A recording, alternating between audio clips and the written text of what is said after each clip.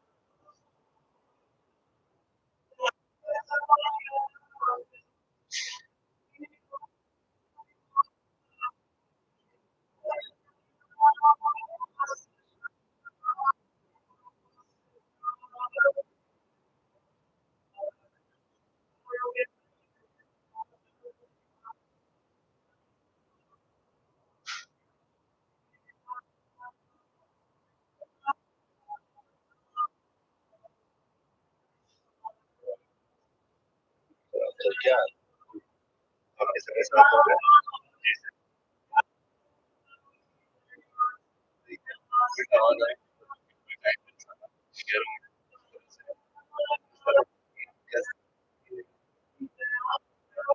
Basics जो बात कर देते हैं चैनल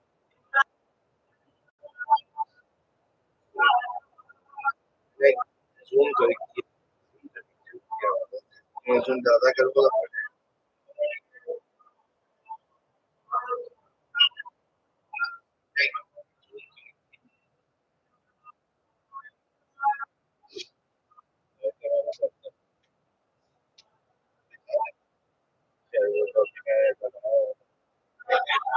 पूरा प्रोसेस बताएंगे आपने ये जो पेज है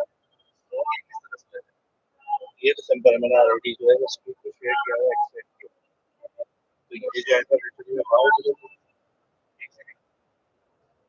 जैसे आप बोलते हैं लाइव लाइव सेट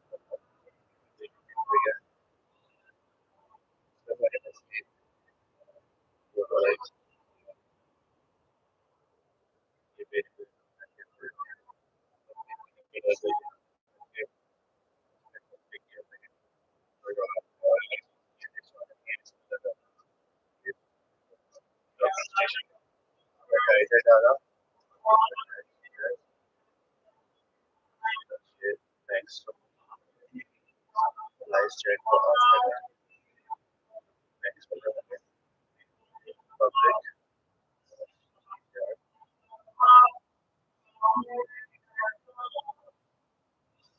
और यहाँ पे आके ना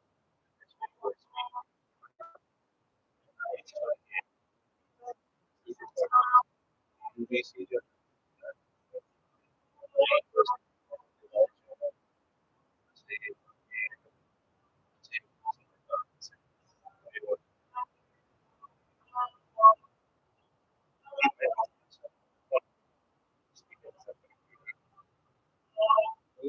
ये को मैं स्पीकर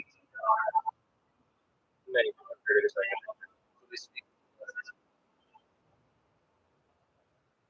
okay so here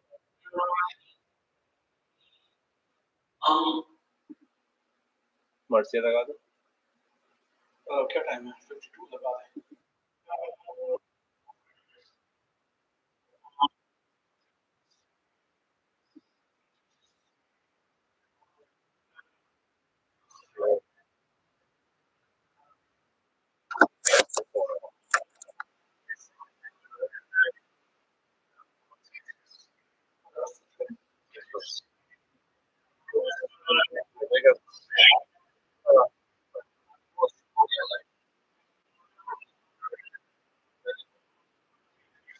वहाँ पे बोलना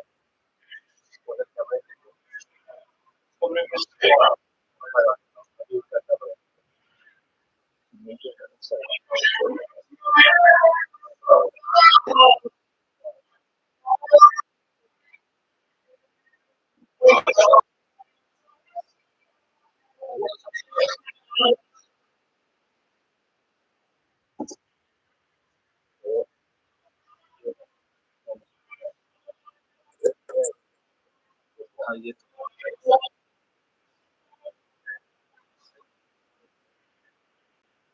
तो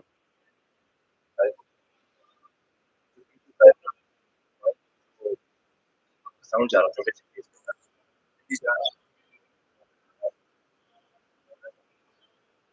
अच्छा एक ये माइक और एक ये सर दूसरी चीज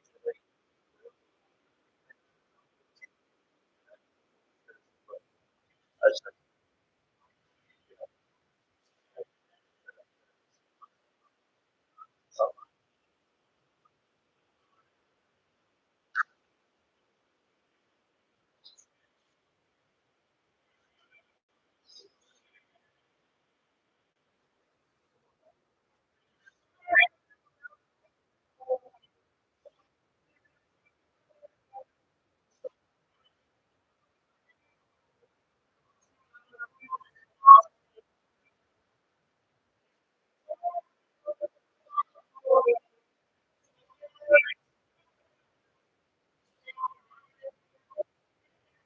Information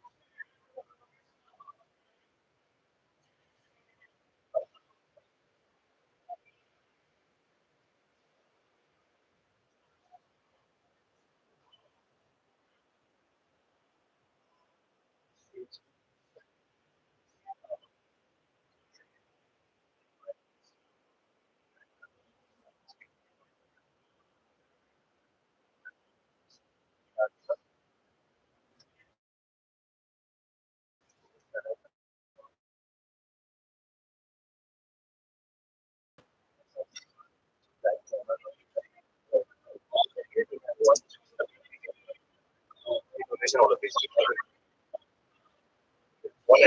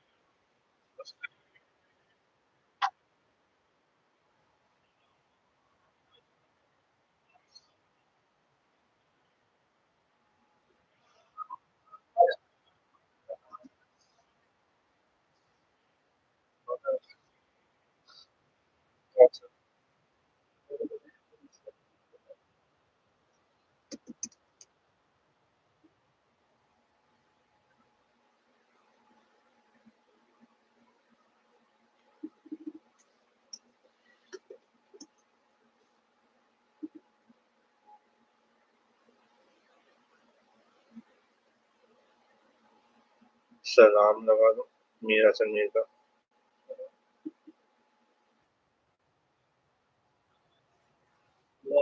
तो इसको डिस्प्ले करेंगे इसको डिस्प्ले करेंगे सेलेक्ट दबाएंगे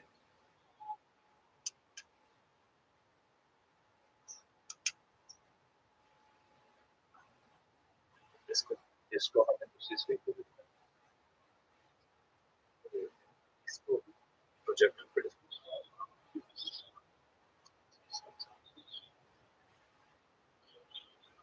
एक्सटेंड किया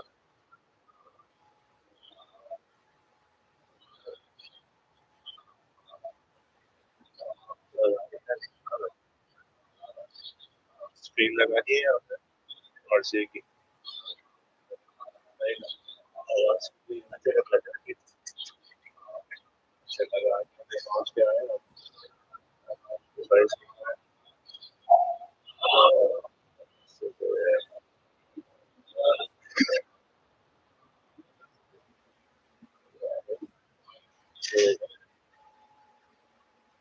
सिंपल एक्सटेंड चीज अभी वहाँ पे भी डिस्प्ले हो रही है उनकी कोर्स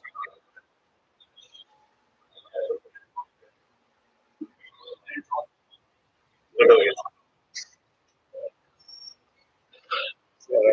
मुझे कुछ हो जाता तो सामान ले चाहते हो मुझे कुछ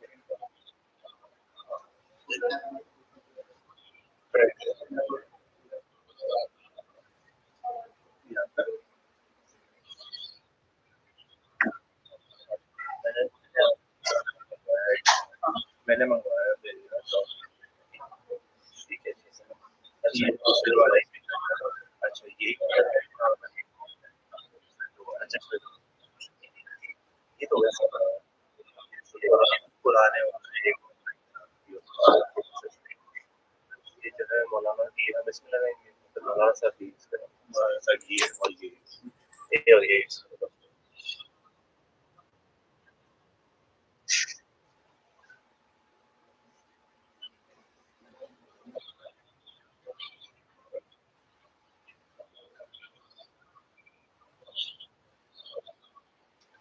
को गोली लगी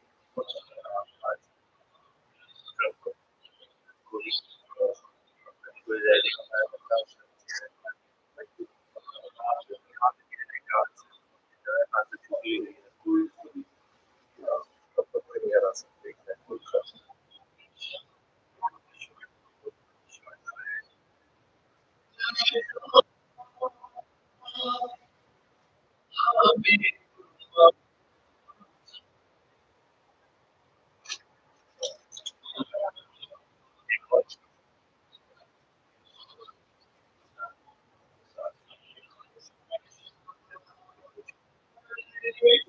वेबसाइट के एक्सेस दे दूंगा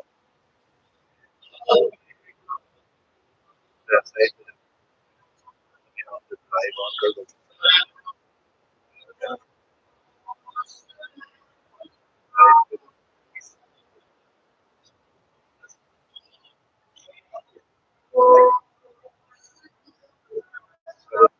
शेयर ये हट जाते हैं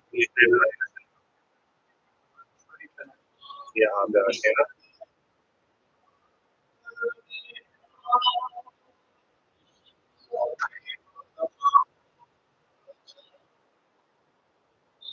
पेजेस पे जाओगे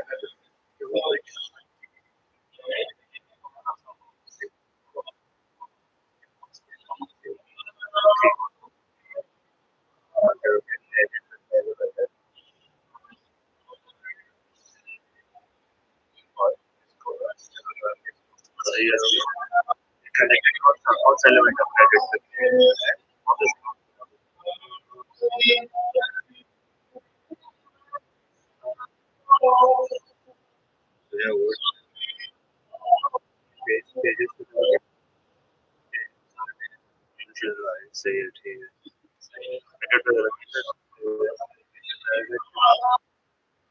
इसको आगे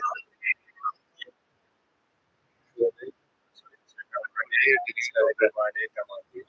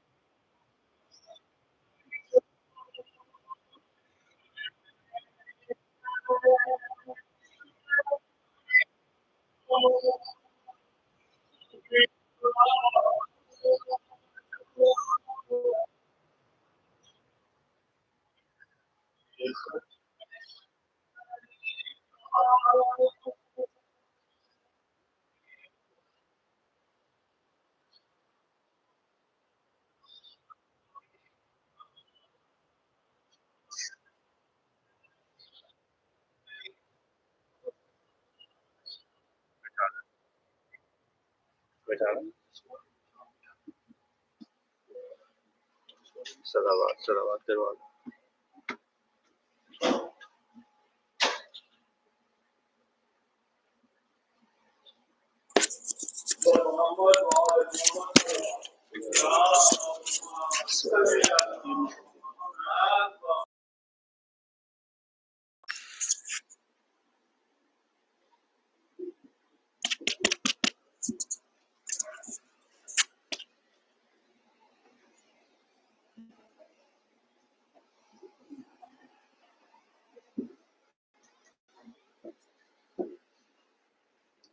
the mics a little bit closer if you don't mind.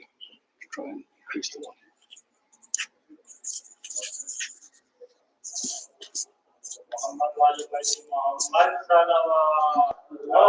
اللهم صل على محمد وآل بسم الله الرحمن الرحيم الحمد لله رب العالمين والصلاة والسلام على أشرف الأنبياء والمرسلين حبيب إله العالمين أبي القاسم المصطفى محمد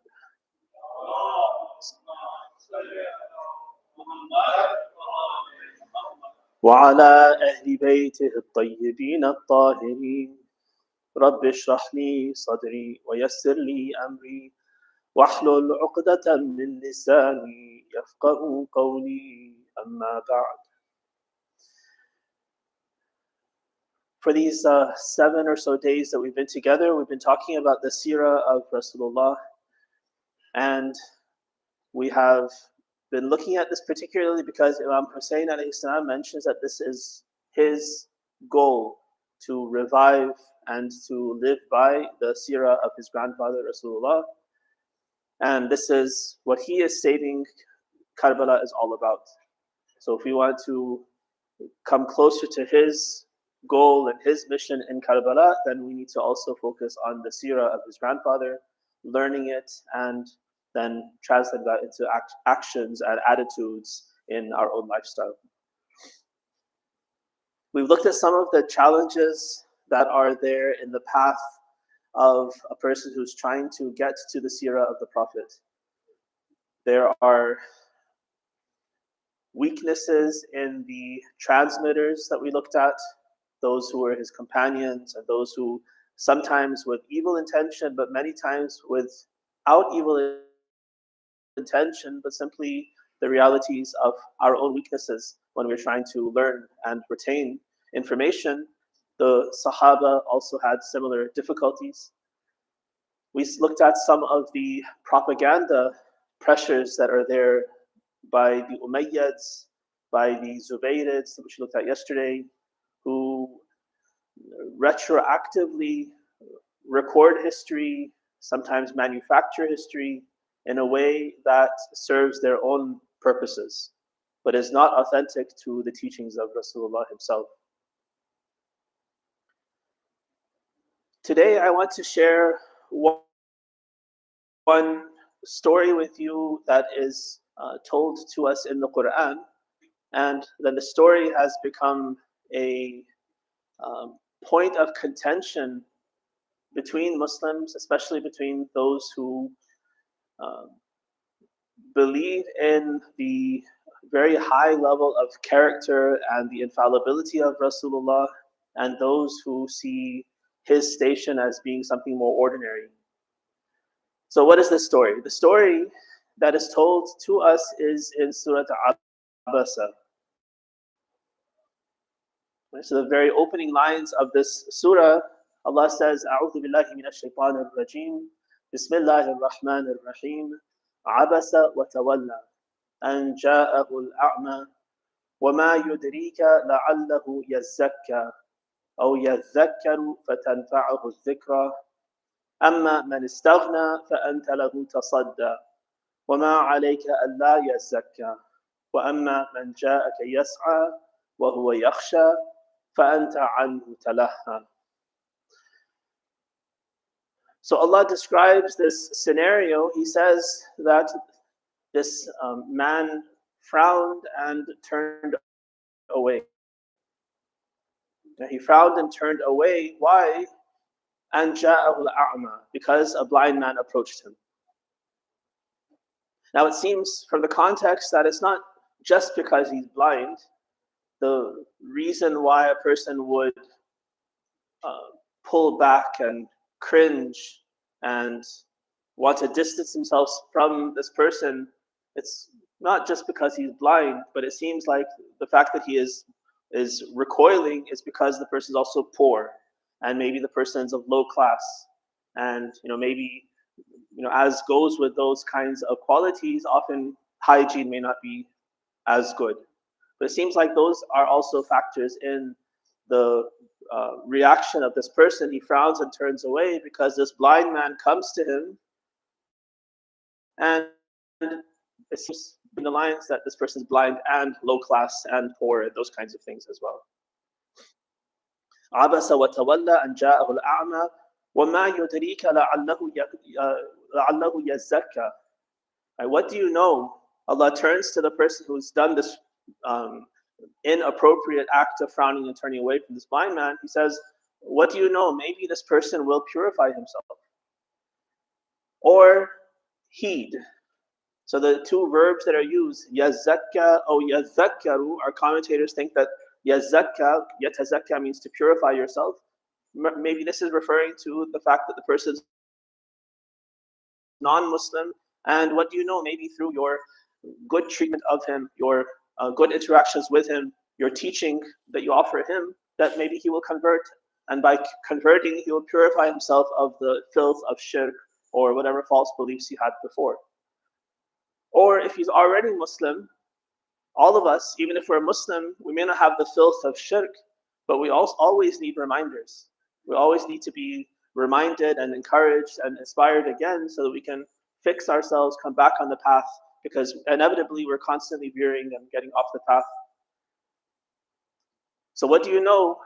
That this person might, if you had treated him so badly, if you had dealt with him appropriately, he might have converted and purified himself of shirk. Or if you're already Muslim, then he might have gotten some reminder from your words of guidance and inspiration. وَأَمَّا مَنِ اسْتَغْنَى فَأَنْتَ لَهُ تَصَدَّى. So from this we understand that this person who had frowned and turned away was talking to someone who was mustaghni.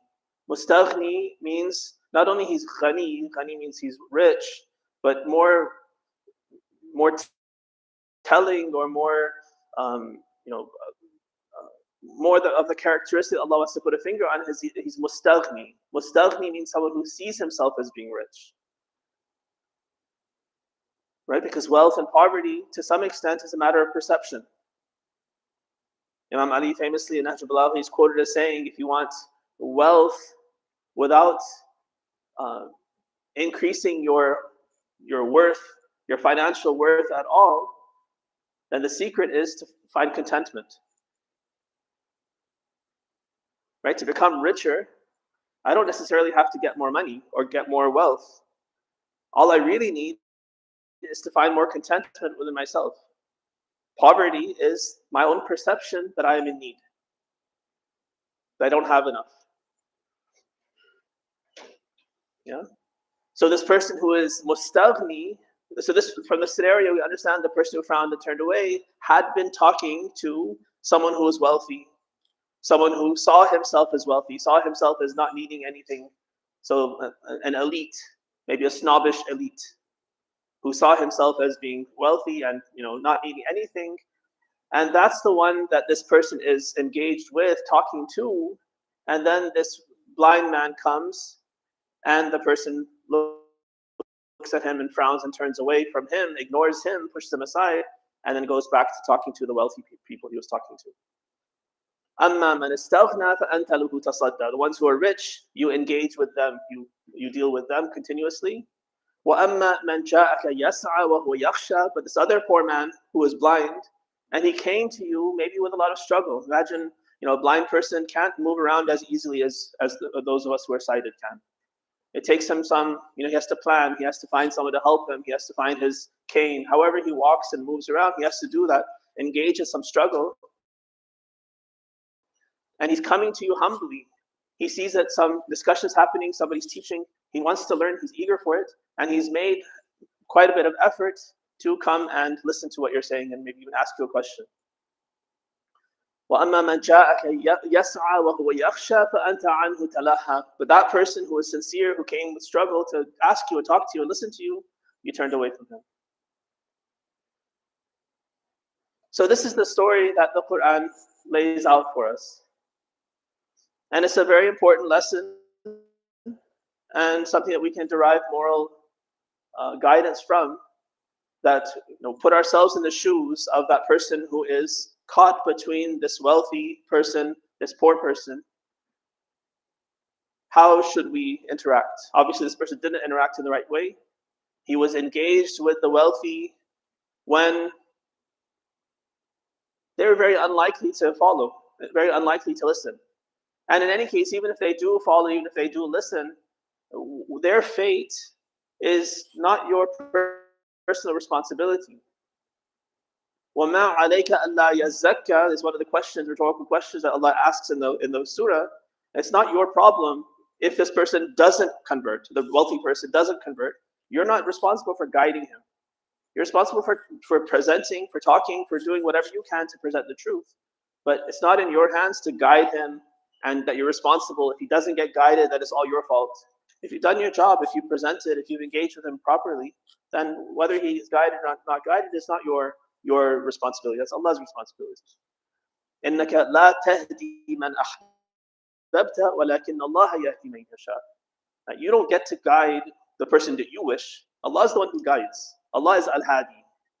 It sounds kind of strange for us, but we're used to thinking that da'wah and inviting people is guidance. That's not called guidance in the Quran. That's called dua. Ud'u ila sabili rabbik. Call people to Allah. Right? That's different from guiding them. Guiding them is actually changing their heart and bringing them into Islam. That's Allah's job.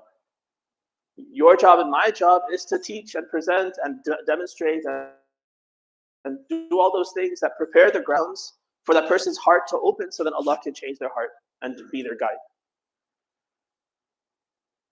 So the lessons that we can learn from this, put yourself in the shoes of this person who is talking to the rich person, turning away from the poor person. What is he doing wrong? So from the criticism, it seems that he's paying attention to the fact that these people are wealthy, high class, prestigious, and he likes them because of that. He wants to keep talking to them because of that. This blind person, he's turning away from him because he's low class. He feels like he's bringing him down. If he associates with him, then he also becomes a lesser person, he feels, because he's talking to a low-class person. So that idea of people having high class and low class based on wealth, based on other kinds of superficial parameters, that's a false idea. Someone's lineage, someone's wealth, someone's job, those kinds of things don't bring prestige. Not real prestige anyway. Maybe dunyawi prestige, but that's not a kind of prestige we're supposed to be looking to attain. And we shouldn't be looking to be attracted to that either. And someone who's poor and then at the low end of society and in a bad career, no career, homeless, those kinds of things, that doesn't mean the person is bad. That doesn't mean that the person is less than you, that you can dispose of him or you can disrespect him and those kinds of things. The real thing is, what's the potential of guidance? What is the taqwa in each of these people? That's the measure of their worth in Allah's eyes, not these superficial things. Perhaps the dynamic was that in those early days, and one of the challenges for the Muslims was that a lot of the early converts were the poor and disenfranchised of society. I think of the Abu Dhars, an outsider from the tribe of Jafar, a nobody in Quraysh, a nobody in Mecca. Bilal, a slave, nobody in Mecca. Ammar bin Yasir, the slave of Banu Makhzum, also nobody in Mecca.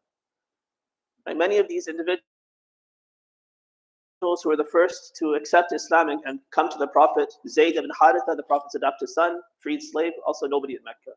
So all these people were socially nobodies. And they're some of the first people to accept Islam and come to the Prophet and be his first supporters.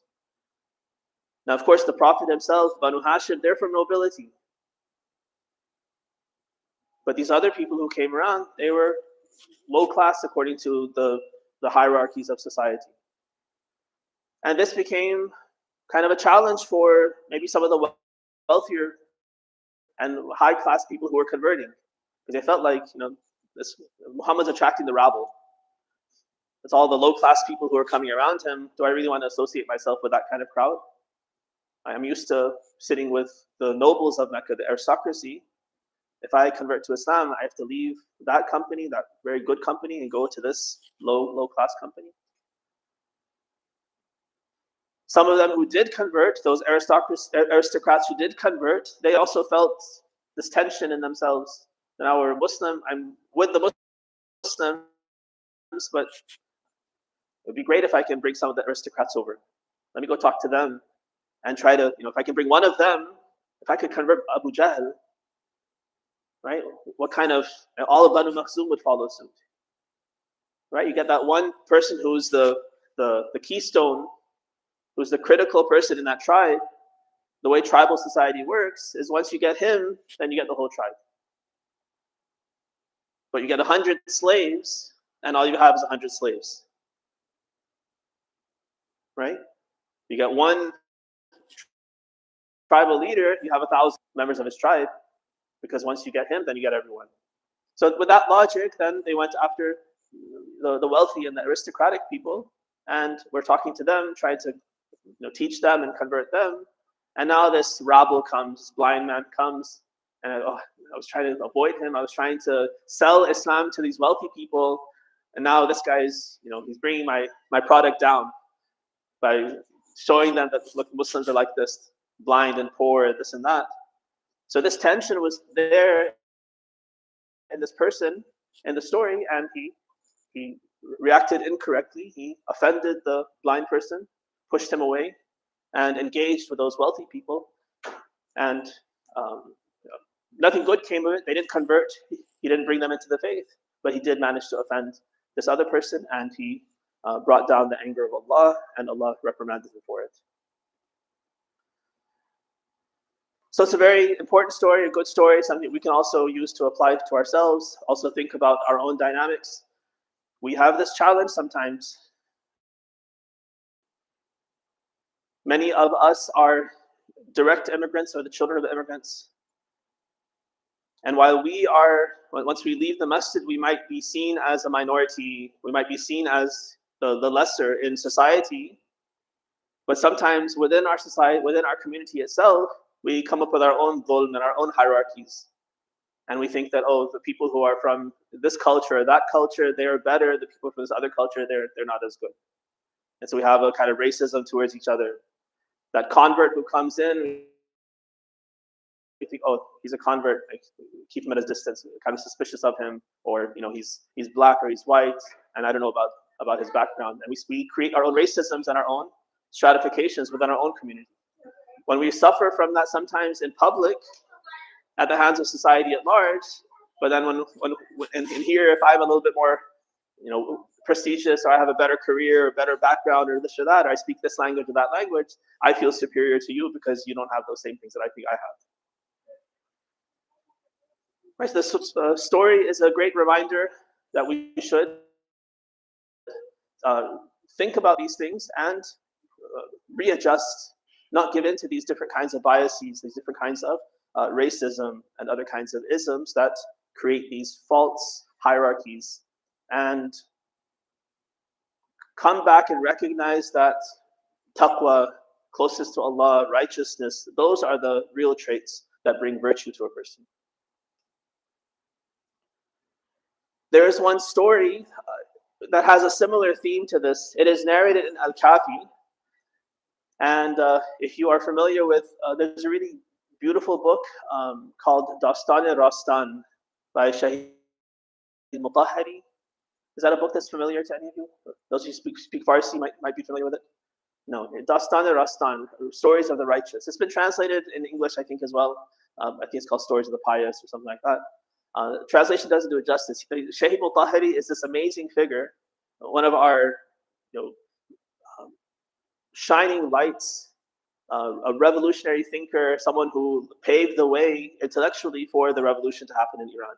He was martyred just before the revolution succeeded, and his martyrdom was like a crushing blow to Imam Khomeini, because he was his shining light. He was his student that he took so much pride in. And he felt like, now that I've lost him, I feel like I've lost the whole product of my life has been lost with the death of Shaykh Rizwan Arastu. So someone like that, but he comes and writes a children's book. He selects something like maybe 30, 40, 50 stories from ahadith that he found were very important, had a great moral lesson, and he wrote 1-2-page stories based on that hadith. Some are from hadith, some are also from stories of scholars and other things. But it's a very beautiful book, great for your children. We should definitely share it with them. So one of the stories that Shaykh Rizwan Arastu also quotes in his DAR-E-ZEHRA is this. He says that, I'll quote from the hadith. Shaykh Rizwan Arastu creates it into a story. I'll share the hadith itself. The hadith tells us that a wealthy man came to Rasulullah to talk with him. And so he entered, and he was dressed nicely, good clothes, and he sits in front of Rasulullah very humbly and speaking with him. And in the meantime, a poor man comes in, and it seems that the poor man is probably a laborer, probably coming from work, maybe dirty, maybe sweaty, and he seeks permission. Rasulullah invites him in. He also comes and he sits down next to the wealthy man. The wealthy man kind of does that with his clothes and just pulls his clothes a little bit under himself, maybe shifts a little bit, just to create some distance between himself and this poor, dirty person. And Rasulullah's attitude completely changes. He scolds this man. He says, "But are you afraid some of his dirt is going to rub off on you? Are you afraid some of his poverty is going to rub off on you? Are you afraid some of your wealth is going to rub off on him?" And he just bombards him with these questions. This person, the wealthy person, feels broken, so embarrassed that he's acted inappropriately, and now Rasulullah is calling him out like this and scolding him. So he says, "No, I made a mistake. I'm sorry. I listened to the shaitan who had these insinuations, made vice seem virtuous and virtuous seem like vice, and I did the wrong thing." And he, in a moment, trying to atone for his mistake in offending this fellow Muslim, he says, "I promise, I hereby give half of my wealth to him. This wealth that's given me these heirs, I want to tell of it and try to do a good deed in the same fell swoop. I'm going to give him half of my wealth." So Rasulullah, he calms down as well. He looks to the poor person and says, "Do you accept?" And the poor man says, "No way." And the wealthy person, he feels frantic. "Why? I'm going to give you half of my wealth. Why won't you accept it?" As the poor person says, "I'm afraid that I might fall into the same trap that you fell into. This wealth is what gave you these heirs. I'm content as a poor man now. I don't want to put myself into a challenge where now I have all this wealth and now I start feeling that I'm important and I might treat someone else the same way that you just treated me. I don't want to face that test." It's the same similar lesson that we get from Surah Abasa, we get from this hadith. So that's the story. That's the moral lesson that we get from the story. Now, why did I bring it up? Because something that's happened in Sunni commentary and Sunni seerah is that they have looked at this story of Abasa wa Tawalla, and they've assumed and even manufactured ahadith that now go in and try to identify who is this person who acted like this, who frowned and turned away when this blind man came. The Quran doesn't say anything. It doesn't point fingers. There's no clue to say who is it. So one of the traps that we sometimes fall into when we're looking at Quran or ahadith, especially Quran, is that instead of, is the sound coming okay? I feel like it's echoing a lot. It's okay? Instead of going where the Quran takes us, when Allah gives us information, take it and think about it, analyze it. What He gives us, take it and work with it. But sometimes He doesn't give us the details. Right? In some cases, He gives us names. Right? In Surah Al-Ahzab, He mentions Zayd's name. فَلَمَّا قَضَى زَيْدٌ مِنْهَا وَطْرًا زَوَّجْنَاكَهَا. In the middle of this verse, Allah mentions that when Zayd was kind of done with his wife, he divorced his wife, then we married her to you, Rasulullah. So the details are mentioned. That Zayd was married to some woman, so we know from history that it's Zayd bint Jahsh, who was also a cousin of Rasulullah, and for some reason Zayd then wanted to divorce her. He divorced her, and once he divorced her, then Allah commanded Rasulullah to marry her. And this was a big taboo, a big controversy, because Zayd was an adopted son. And just like in our society now, when people adopt in this Western society, when you adopt, that person is now your son. Like the legal adoption equals blood adoption. That's the case now, right? Once you adopt that child, there's no difference. They inherit from you. You call them your own son, your own daughter. They are yours, as though they were born from you.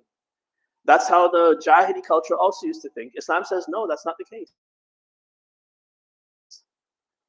Orphans must be cared for, must be protected. All of that's correct. That's a good moral guidance. However, don't mess with lineage. Don't call someone your son when he's not your son. He is someone else's son. Let people know whose son he is. Keep the lineage intact so everyone knows who's related to whom. If he needs protection, if he needs your, whatever he needs from you, give it to him generously. Protect him, take him, whatever you need to do. Even take him into your home and treat him like a son in terms of your love and your caring for him. But don't call him your son and say, oh, he's my son. Whoever his biological father is out of the picture. I'm his biological father legally now. Don't say that.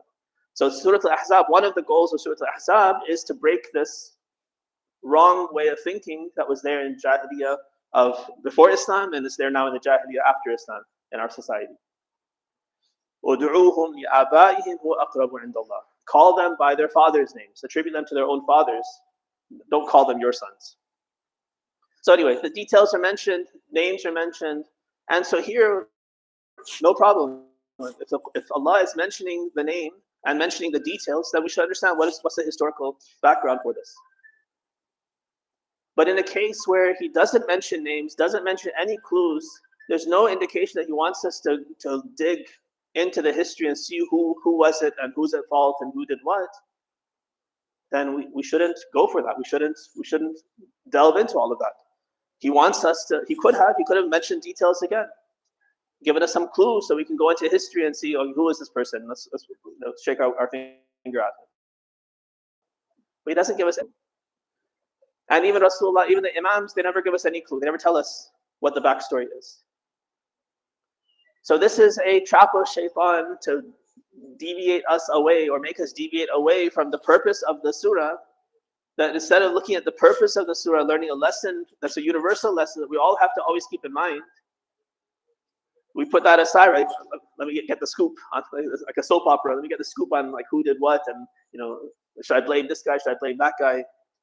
And it becomes a gossip type of a thing instead of taking the moral lesson from the surah. But unfortunately, this has happened. From the scholars of Ahl Sunnah, they manufactured a set of hadith that say that the person who frowned and turned away was none other than Rasulullah himself. So again, go into Sirat Ibn Hisham and any of these other seerahs. Abasa wa tawalla is about Rasulullah. Suyuti, in his Tafsir Riwa'i, he narrates several traditions in his Ad-Durr al-Manthur that this is referring to Rasulullah. He's the one who frowned and turned away. And the blind man they name as Abdullah ibn Maktoum. So now that they've made this claim, now the Shia scholars also ended up getting pulled into the fight because how can you say something like this about Rasulullah? This is not correct. And so then Shia ulama had to engage and try to fight against this whole accusation that this person who frowned and turned away was Rasulullah.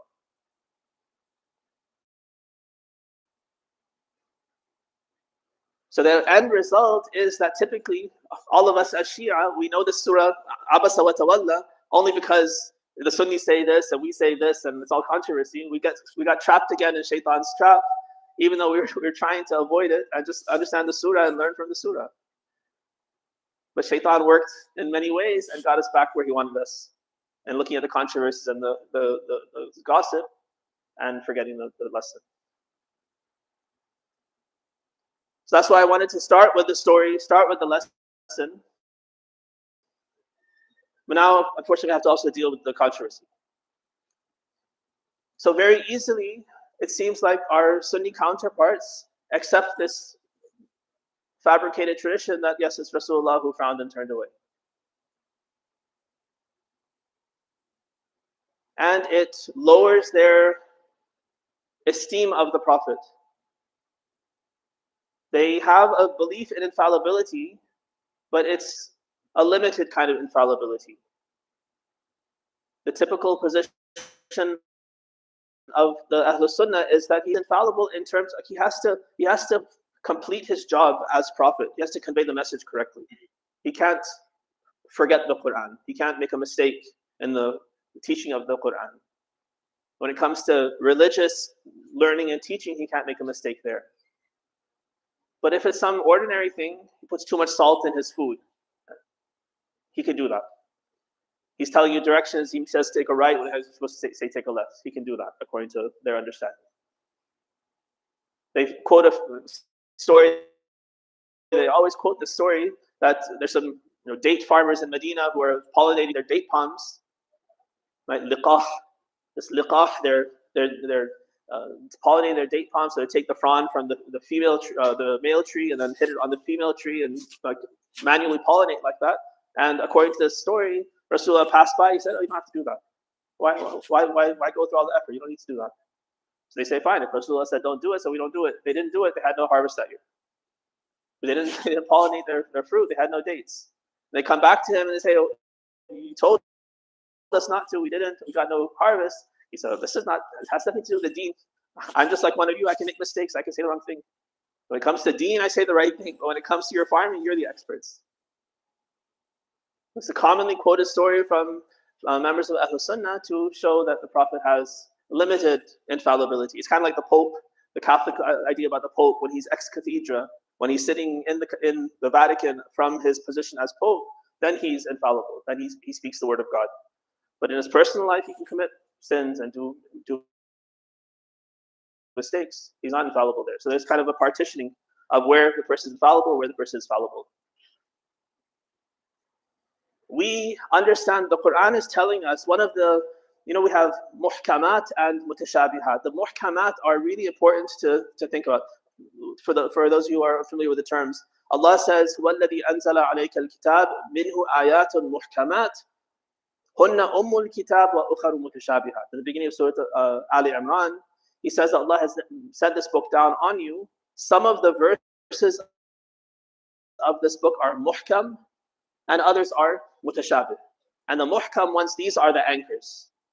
These are the kind of the foundations So muhkam, in other words, means unambiguous, unequivocal. There's no doubt. قُلْ هُوَ اللَّهُ أَحَدٌ. Allah is one.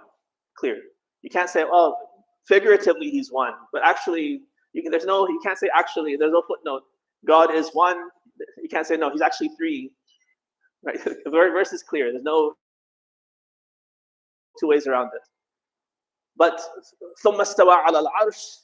He created the heavens and the earth, and then he sat on his throne. So that's, if you take it literally, that means there's a throne like this, and Allah standing. He finishes the hard work of creation. He's maybe tired, and now he sits and takes a rest. Or he come up with this image. If you look very literally, ثُمَّ اسْتَوَى عَلَى الْعَرْشِ, he sat on his throne. You could come up with this idea. But we have clear indication. The Quran itself tells us, لَيْسَ كَمِثْلِهِ شَيْءٍ. Right? Allah can't be compared to anything. He's not physical. He has no physical body. He doesn't occupy space. He doesn't stand and sit. There's no standing and sitting. He has no body that you could say he's standing and sitting. It's not that he's off the chair and then he gets on the chair, or he's on top of the chair, not beside the chair, under the. Like, all these things are attributes of God's creation. He is the creator of these attributes. You and I are subject to time and space and positions of standing and sitting. These are things for his creation. He himself, as the creator of these things, is not subject to them. He's outside of the limitations that all of his creation have to face. So when we know that, then we have to come back to his throne and think, okay, it definitely doesn't mean that there's a throne, he's sitting, he was standing, now he's sitting. That can't be the right meaning. So what else could it mean? Well, figuratively, when a king sits on his throne, that means he's taking charge. Now he's empowered.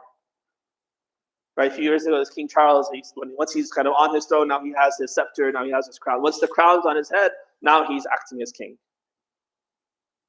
Right? So that's the imagery, that now he's created everything, and now he sits on his throne, meaning now he takes charge as Rabbul Alameen to manage the affairs of all of his creation. There's no throne, there's no standing and sitting. All of that's just figurative to give us the sense, like a king sits on his throne and then rules, Allah sat on his throne and then ruled. Right? So this is called a mutashabih verse. There's some ambiguity, there are possibilities of interpretation. If you cherry pick it, if you take it out of context and dull your senses, you might come away with a wrong meaning. You might think very literally, like there are people who have a very literalistic meaning, way of looking at the Quran, and they'll say, that means he has a body, he has a throne, he sits. If the Quran is telling us, we have to accept it. But your mind says something otherwise. The Quran itself is saying, don't compare it to anything. Leave that aside. The Quran is saying he sat on his throne, he sat on his throne. They have that kind of a shutting down of the intellect, not looking at the whole context and looking at other verses to help to understand the full message of the Quran, and they cherry pick and they misunderstand a verse. So one of the muhkamat that we have for understanding who Rasulullah is and what his position is إِنَّكَ لَعَلَى خُلُقٍ عَظِيمٍ. وَإِنَّكَ لَعَلَى خُلُقٍ عَظِيمٍ. You are possessed of an outstanding character. And this is Allah's declaration of Rasulullah's outstanding character. Right? That is an anchor that we have to hold on to. Now, any story that you come across in the seerah, anything that's attributed to the Prophet, you have to judge it based on this. Is this outstanding character that you're talking about? Or is this shoddy character? Is this someone who is, degraded, and someone who is doing something wrong and doing something, embodying some sort of vice? If it's implying he's doing something wrong, that he's being reprimanded by God, he's being scolded, he's being scolded by people, then that's a false story. Because Allah is saying that He's vouching for Rasulullah's character, saying you have outstanding character. Right? So that's a muhkam verse, that's an anchor. We hold fast to that. And any mutashabih idea, any questionable idea in Quran or outside of Quran, we judge it based on this muhkam and say, is it compatible with Rasulullah having outstanding character? So now I told you the story, Abasa wa Tawalla. We talked about how this person did the wrong thing. Allah is criticizing him for it.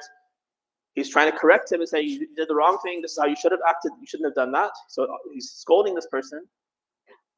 You and I also understand if we were in that position, hopefully we would aspire not to be like that. We would also judge that person, say, you did the wrong thing. You should have treated that poor man like that. He was coming to you with sincerity, looking for answers, looking to learn. You didn't treat him properly. You and I would understand that. Now, when Allah is saying that the Prophet is ala khuluqin azim, he has outstanding character, is it right to then say that this abasa wa tawalla's doer, the one who did it, is Rasulullah?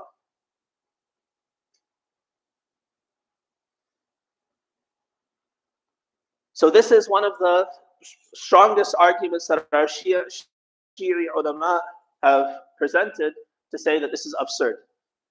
Come up with whatever hadith you want and quote them to say it's Rasulullah. We say absolutely there's no way it's Rasulullah.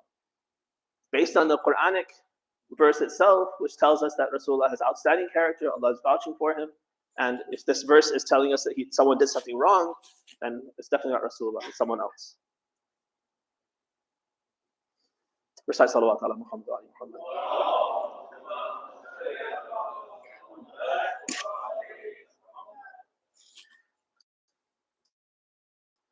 Now, we do have two narrations in Shi'i sources. Let me adjust that. One narration and one statement. So we have a commentary of Quran known as Tafsir al-Qummi. So this al-Qummi is Ali ibn Ibrahim ibn Hashim. He's one of the teachers of Shaykh al-Kulayni. So 2 generations before Shaykh al-Kulayni is this Ali ibn Ibrahim al-Qummi. So he has a tafsir of Quran where he's collected a hadith from the 5th and 6th Imams about Quran. So in his tafsir, when he comes to Abasa wa Tawalla, he says, not as a hadith, he doesn't quote a hadith, he simply says that this is referring to Uthman ibn Affan, that he's the one who proudly turned away. But it's not a hadith. There's no source. He doesn't tell us where he got this from. He simply says that this is what it is. There is another weak tradition that we have from Shaykh al-Saduq quotes it. He says that this is referring to a man from the Banu Umayyah who did this. And Uthman, of course, is from Banu Umayyah. So based on these 2 pieces of information, some Shi'i scholars have kind of lashed back and said, oh, it's not Rasulullah, it's Uthman. Take that. But this is weak scholarship. Because, again, follow my discussion. We first focused on the surah itself. What does the surah mean? Does the surah speak anything about history and tell us who did what? No, there's no clue at all. It's a moral lesson that Allah wants us to take a moral lesson from. Ahlul Bayt, and no reliable source have ever tried to tell us who the people were. So this is something we should drop and leave and not even address who it was. Just learn the lesson and that's good enough. But because Sunnis have manufactured this hadith to bring the character of Rasulullah down, they made him out to be the one who was abis and mutawalli. So then our Shia scholars had to engage and say, no, that's wrong. It's incompatible with the Quran itself and these principles that we have.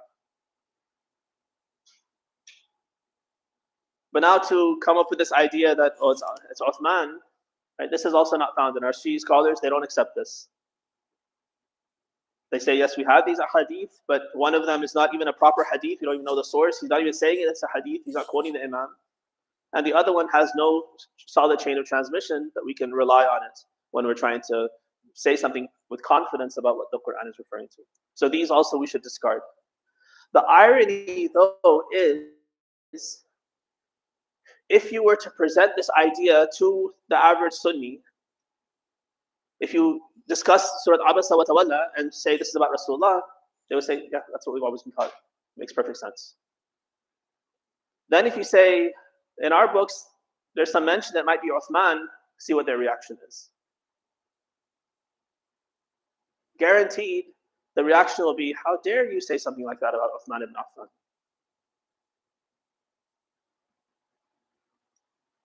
That should show that there's something wrong with your standards.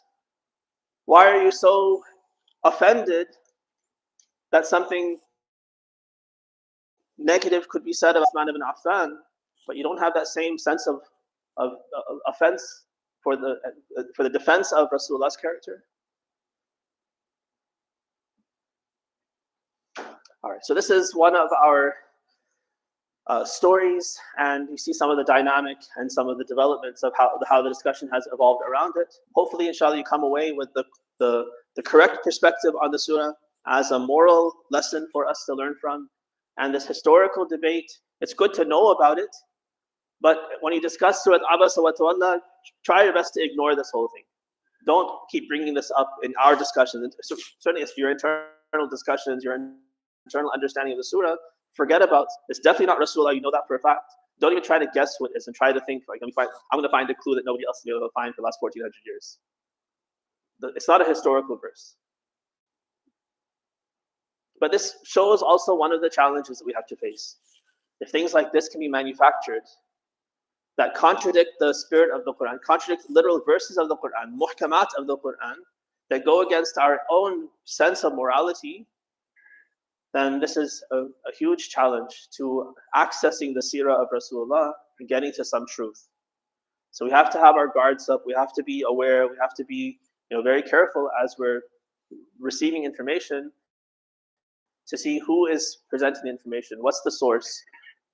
If you have questions, and engage with questions with humility and ask your questions and make sure you find answers. You're under no obligation to accept something historical until it makes perfect sense to you. History and the facts of history are not part of aqa'id. You're not going to be questioned in the grave by Munkar and Nakir that do you know this detail? Do you know who did Abasa wa Tawalla? That's not a question we're going to be asked, even if it was a historical verse. These are not questions that we're responsible for. So we don't need to engage with these kinds of ideas, but we do need to be inquisitive, be curious, be open-minded, and engage in a level-headed way, and make sure that we understand. And when things don't make sense, that we respectfully challenge them, seek out help from people who know more to figure out how to strengthen your own position and how to refute that other position so that you can be strong and deal with these mutashabihat and these other kinds of false ideas, and they don't accumulate where they become a major doubt for you and shake your faith. Recite salawat ala Muhammad wa ala Muhammad.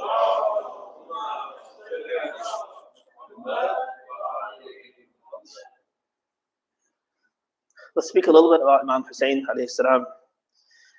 We have been following the caravan that Imam Hussein was leading from Medina to Mecca and then from Mecca towards Kufa.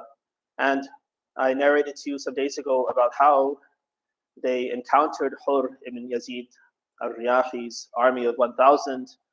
And Hur said that his instructions are to prevent Imam Hussein from moving forward into Kufa and also to prevent him from retreating to Mecca or Medina. At that time, Hur says that let me send a letter back to Ubaydullah, who is his commander, and find out what's my duty, what am I supposed to do. In the meantime, before we get our answer, then let's just follow a kind of a circuitous path around Kufa. So you're not entering Kufa, you're not going back to Hijaz, but we'll go around. And if you look at the map, it actually makes perfect sense. Medina is to the north, Mecca is to the south. So Imam Hussein goes from Medina to Mecca, and then he goes north towards Kufa. Before getting to Kufa, he has to go around Kufa to Karbala. Karbala is northwest of Kufa. That's how he ends up in Karbala, right? Because he was following Hur and he were going in this kind of circle around Kufa without entering into Kufa. So they continue on this path, and at one point the letter finally comes back from Ubaydullah ibn Ziyad for Hur, and Ubaydullah's command to Hur is that you are to stop the caravan of Imam Hussein in a place where there's no shelter and there's no access to water. Hur is himself very troubled by this. It is his superior who's giving this command to him. So his military sense says he has to obey. He's just a soldier. But we saw that he is noble. He has received the kindness of Imam Hussein. He was the one who watered him and his animals and his soldiers when they first encountered them as an aggressor. And Imam Hussein watered them and was so generous with them. He recognizes that Imam Hussein has the right to lead prayers and I will just follow behind. He recognizes that Imam Hussein's mother is Fatima DAR-E-ZEHRA, and I dare not say anything but good about her. So all this virtue is in Hur, and now he receives this command from his superior saying that he has to treat Imam Hussein in this inhumane way. So he actually shows the letter to Imam Hussein and says, I don't want to obey it, but the messenger who has brought it, and according to some reports is Shimr or whoever else it was, that he is now a spy over me. If I don't act according to Ubaidullah's command, then I will simply be replaced and the other person will take over, and then I can't even help you as much as I want to help you. They continue a little bit and they find this area.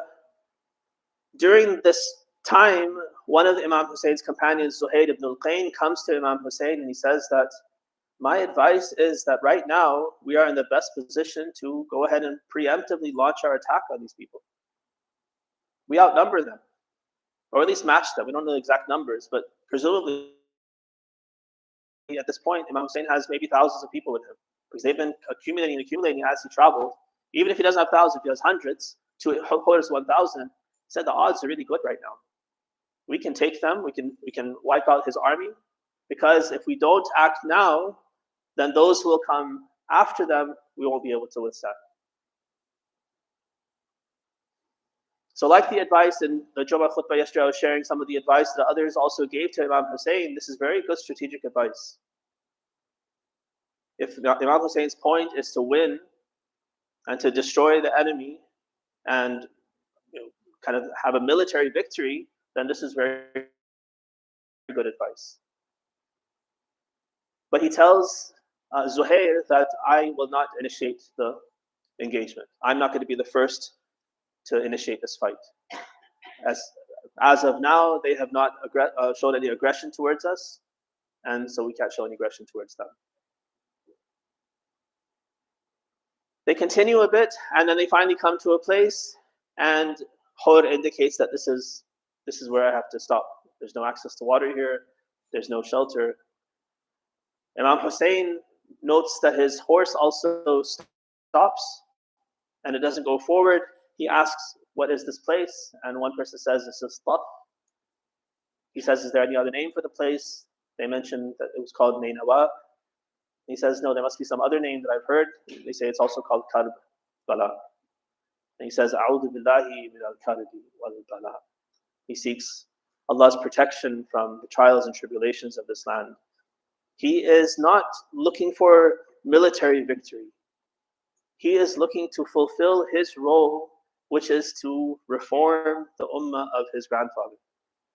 And that is not going to happen. It's already been tried and tested. His father and his brother tried their best to rule with justice and implement the rules of Islam and justice from the top, and it didn't take.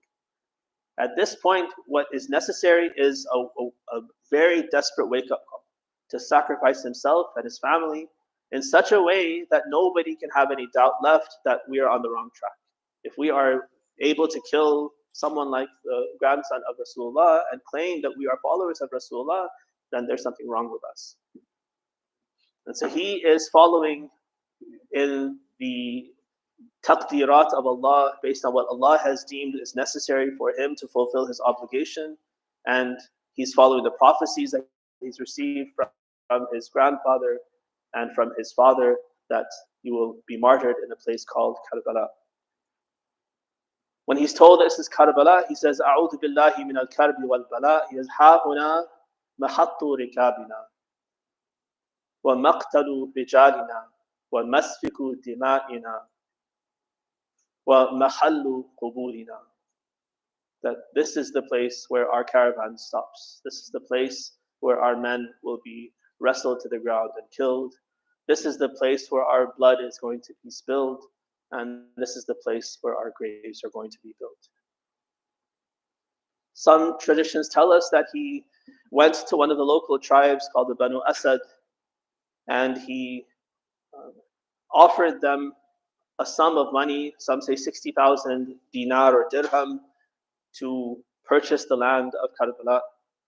He purchases it from them, and then he gifts the land back to them and says, I gift it to you on condition that when we are killed, that you take charge of making sure that our bodies are buried.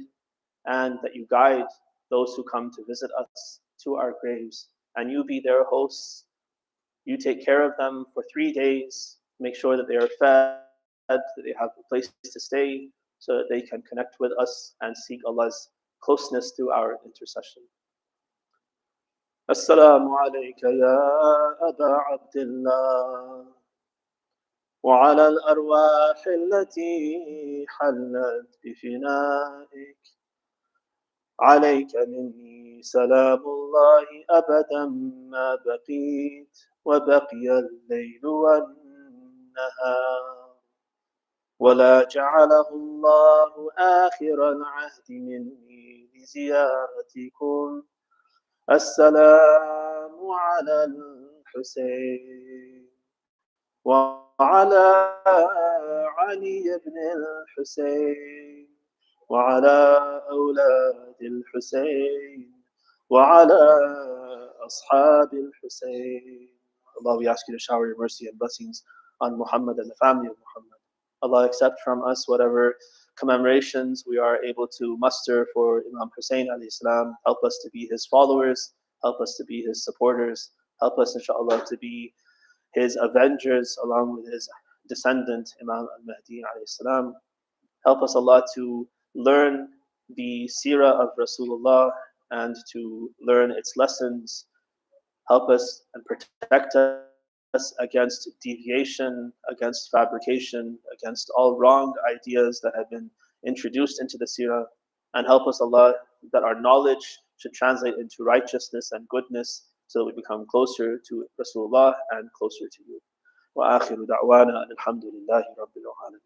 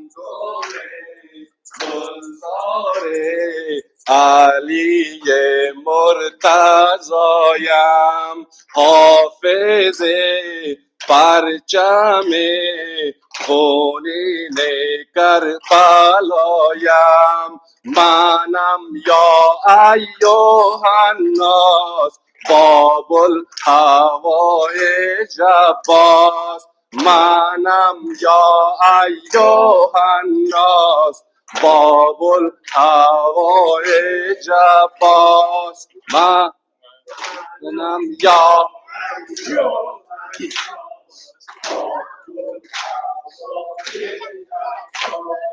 برادر حسین جان بیا سوی القمه آمده از جنان مادرمان فاطمه من عاشق تو هستم جدا شده دو دستم منم یا ایوه الناس باب الهوای جباس منم با کجایی ببینی مادرم البنین عباست فتاده از صدر زین بر زمین راهو بر من ببستن فرق مرا شکستن منم یا ایوه الناس باب الهوای جباس منم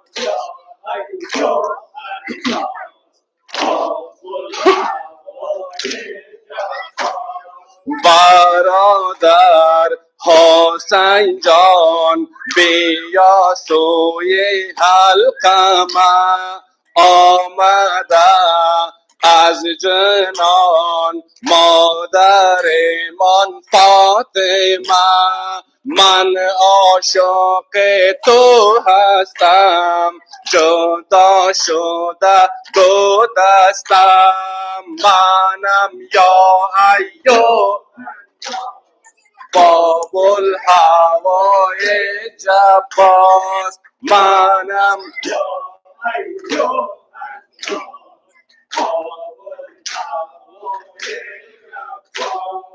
برادر حسین جان که آمده بر سرم اشک و خون ریزه زیدی دگانم ای باغبان برایت گل و با گل آوردن منم یا ایوه الناس باب الهوای جباس منم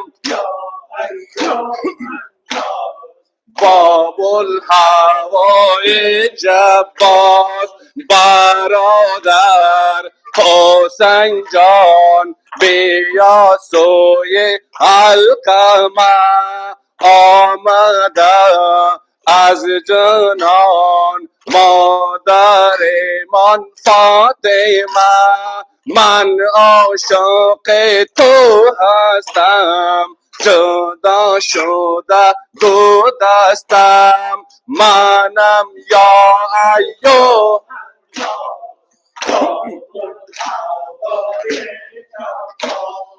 منم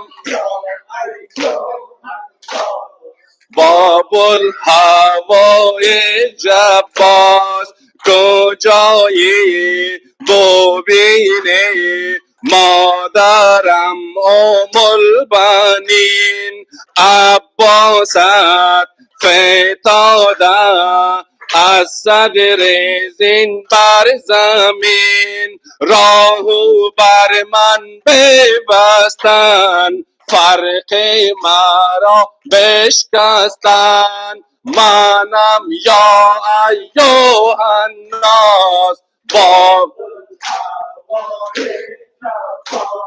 منم یا ایوه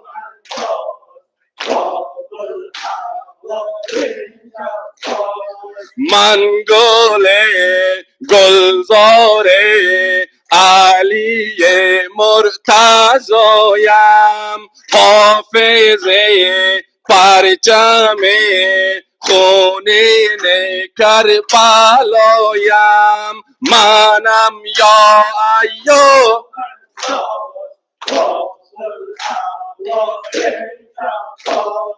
منم یا ایوه الناس برادر حسین جان که آمدم بر سرم، اشک و خون ریزد زیدی دگانم. من عاشق تو هستم، جدا شده دو دستم. منم یا ایو باب الهوا جباز، من یا ایو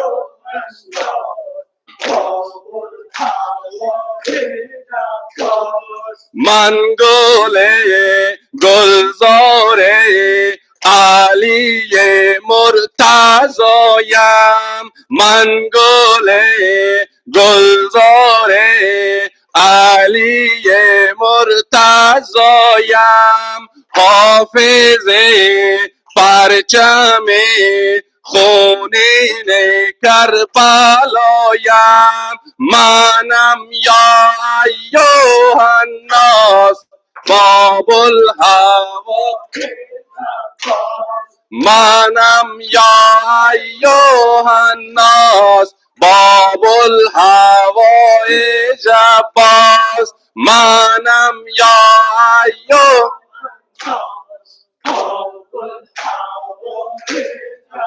بر محمد و اهل بیت محمد صلوات.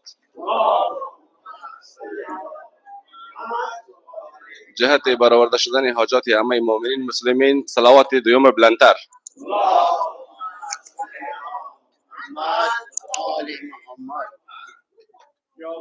یا حسین یا حسین یا حسین یا حسین یا حسین.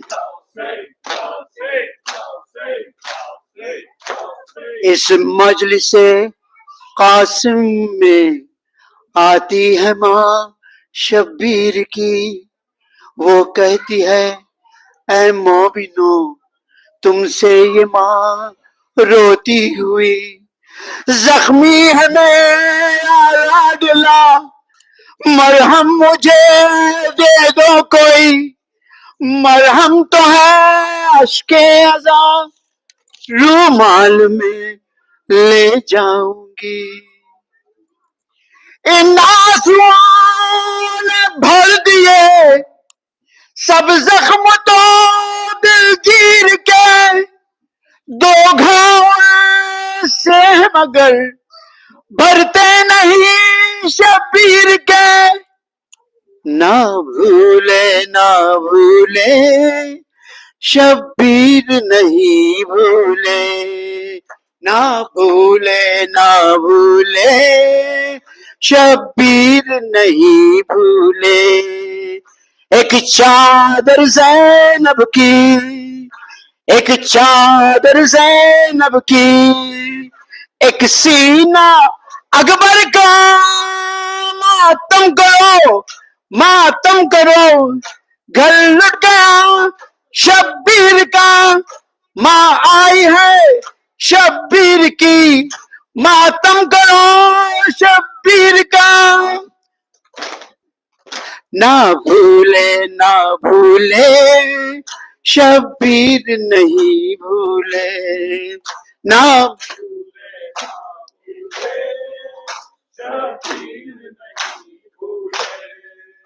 ایک چادر زینب کی، ایک چادر زینب کی، ایک سینہ دلبر کا تیروں پہ تھا لاشا تیرا روتی رہی کربلا.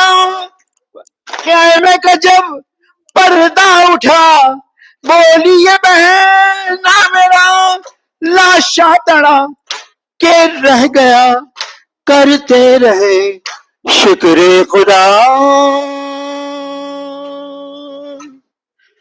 ना भूले ना भूले शब, ना भूले ना शब्बी। एक चादर ज़ैनब की, एक चादर ज़ैनब की, एक सीना अकबर का, ज़ोहरा उधर रोती रही, मौला इधर रोते रहे। वहाँ मुंतजर बीमार थी, हाँ खत्म सब होते रहे। सहरा में घर लुटता रहा, करते रहे शुक्र खुदा। ना भूले ना,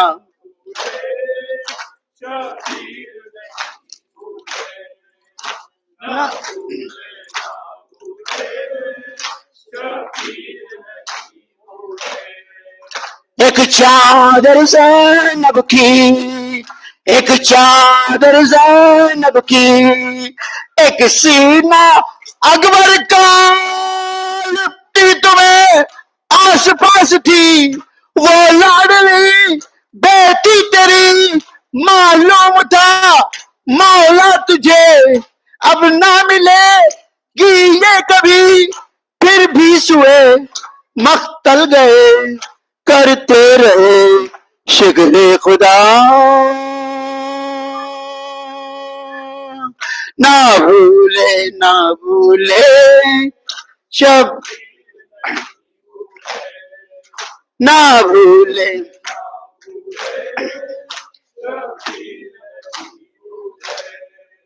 एक चादर ज़ैनब की, एक चादर ज़ैनब की, एक सीना अकबर का, मारा गया गाजी तेरा, फिर भी कहा शुक्र खुदा।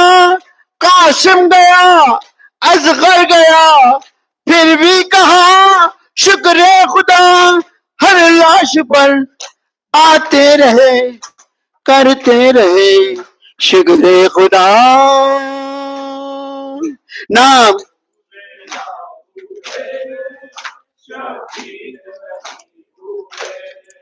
ना भूले,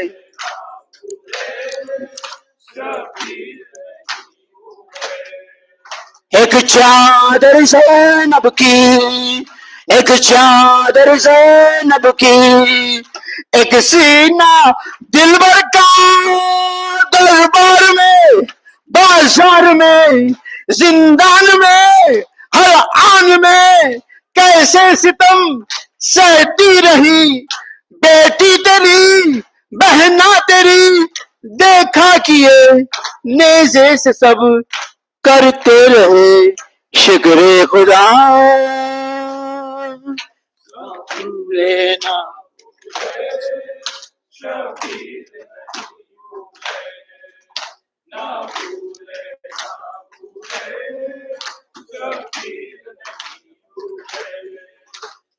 भूले ना भूले शबीर नहीं भूले।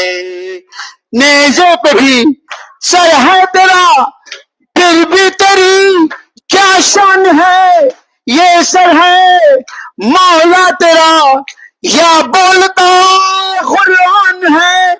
तन से जुदा सर हो गया, करते रहे शुक्र खुदा। ना भूले ना भूले शबीर नहीं भूले, ना भूले ना भूले शबीर नहीं भूले। या हुसैन, या हुसैन, या हुसैन, या हुसैन, या Hussain.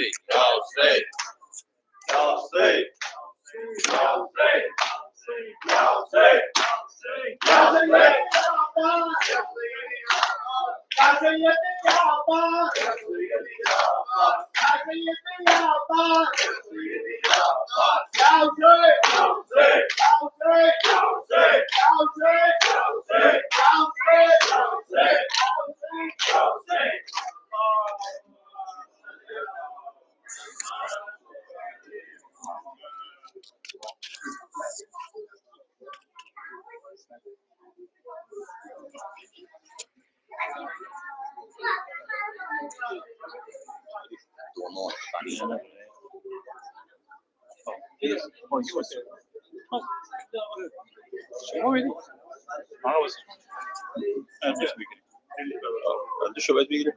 ما ادري شو ايش حاله من فيديو ولا فيديو كاميرا خرابنا عشان تحصيلنا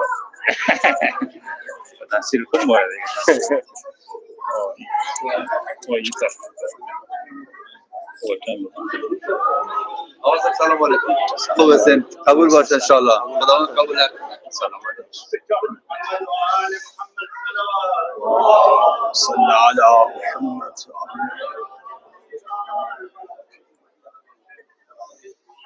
سبحان الله والحمد لله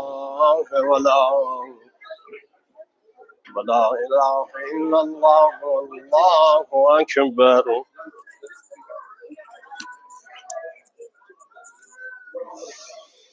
الله أكبر الله أكبر الله أكبر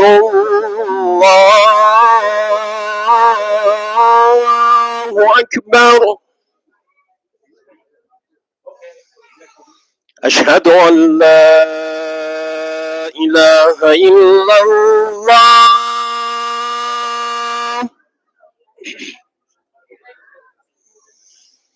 أشهد أن لا إله إلا الله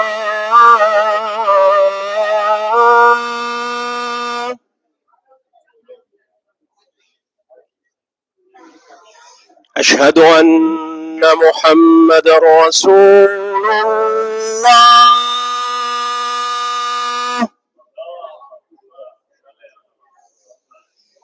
أشهد أن محمد رسول الله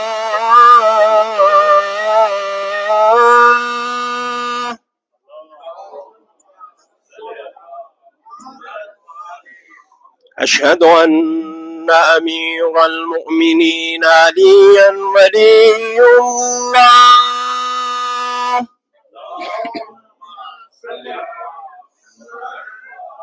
أشهد أن أمير المؤمنين عليا حجة الله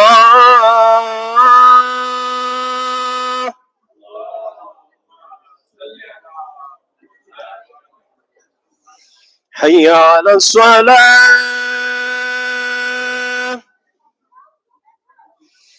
حي على الصلاة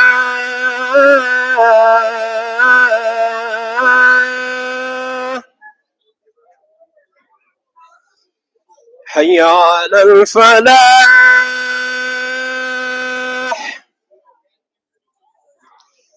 حي على الفلاح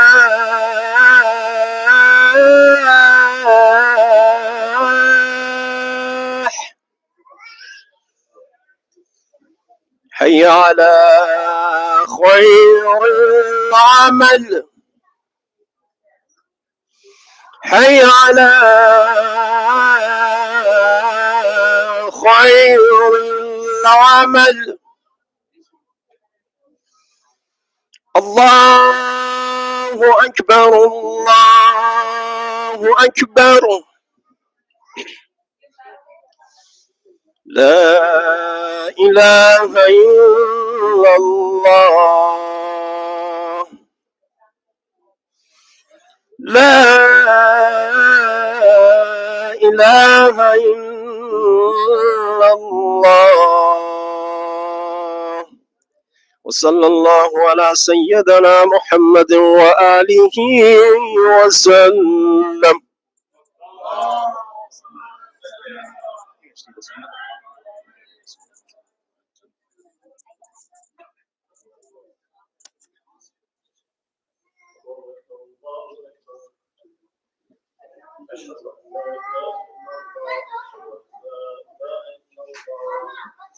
أشهد أن محمدا رسول الله.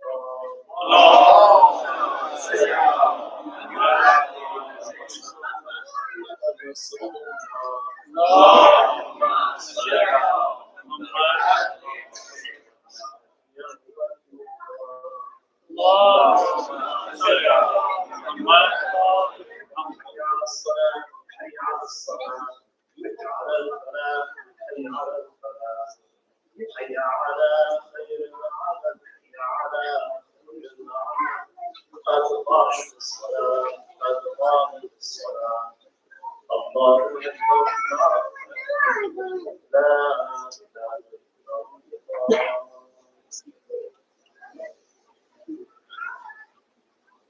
الله أكبر. بسم الله الرحمن الرحيم. الحمد لله رب العالمين، الرحمن الرحيم، مالك يوم الدين، إياك نعبد وإياك نستعين، اهدنا الصراط المستقيم، صراط الذين أنعمت عليهم غير المغضوب عليهم ولا الضالين.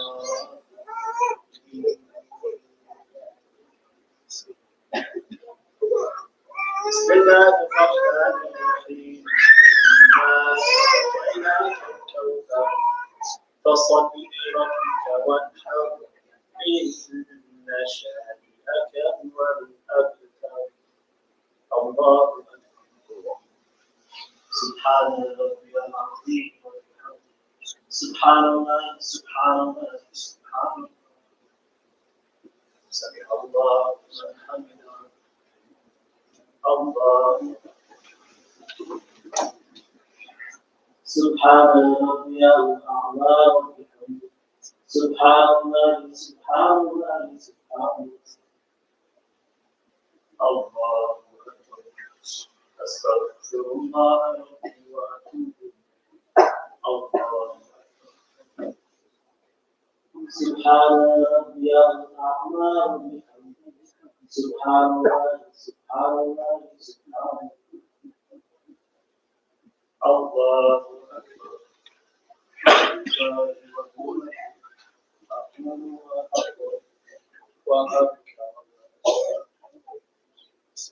بسم الله الرحمن الرحيم.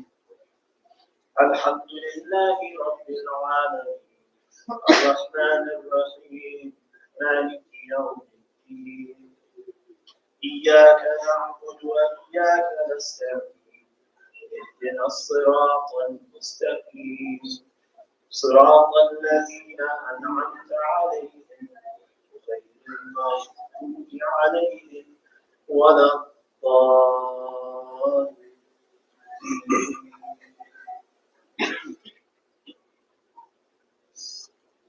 بسم الله الرحمن الرحيم.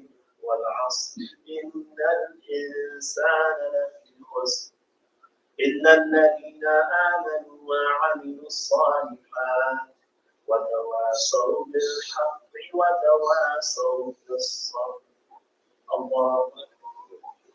بسم الله الرحمن الرحيم. ربنا اغفر لي ولوالدي وارحمهما كما ربياني صغيرا. ليس بما بالإحسان إحسانا وبالسيئات غفرانا. رب اجعلني مقيم الصلاة ومن ذريتي ربنا وتقبل دعاء. اللهم صل على محمد وآل محمد. الله أكبر. سبحان ربي العظيم وبحمده، سبحان الله سبحان الله سبحان الله. سمع الله لمن حمده. الله سبحان سبحان ربي الأعلى وبحمده سبحان الله سبحان الله سبحان الله أكبر أستغفر الله وأتوب الله سبحان ربي الأعلى وبحمده سبحان الله سبحان الله سبحان الله أكبر الحمد لله أشهد أن لا إله إلا الله وحده لا شريك له وأشهد أن محمدا عبده ورسوله اللهم صل على محمد وآل محمد بحول الله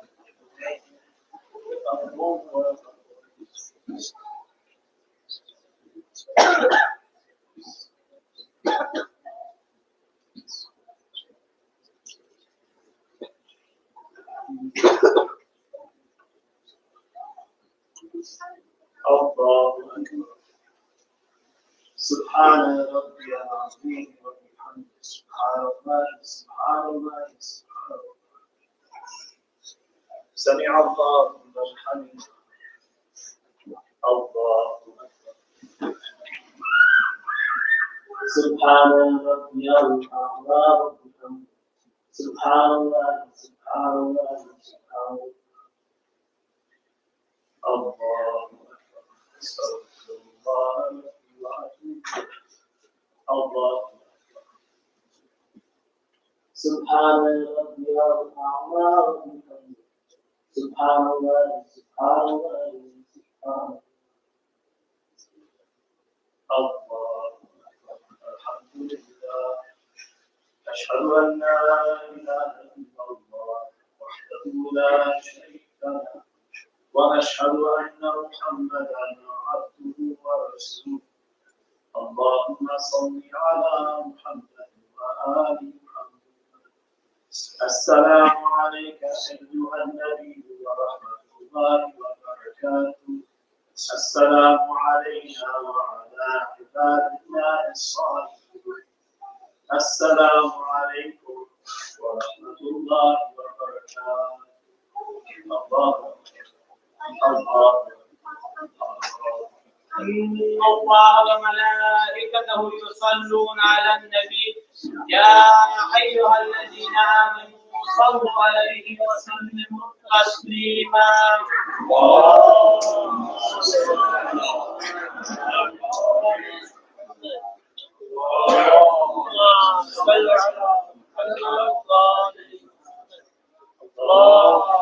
صل على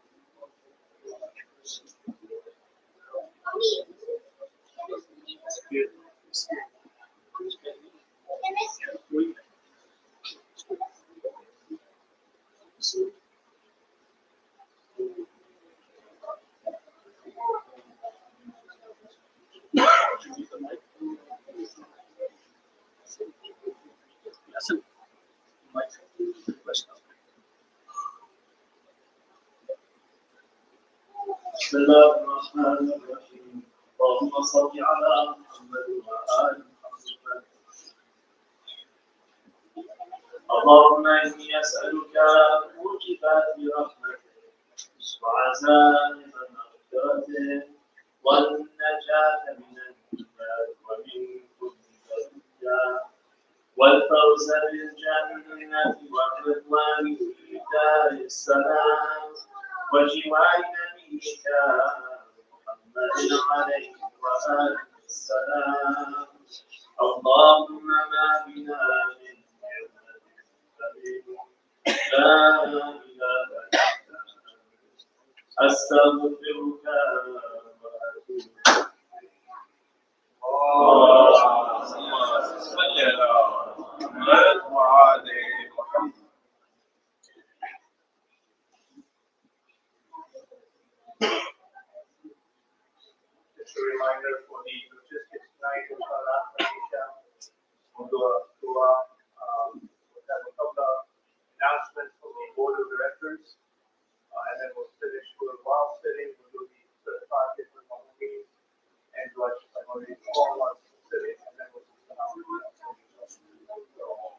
bear with us to finish up after Isha. And then later on, after Tabarruk, about 10 minutes, we'll start Q&A with Maulana.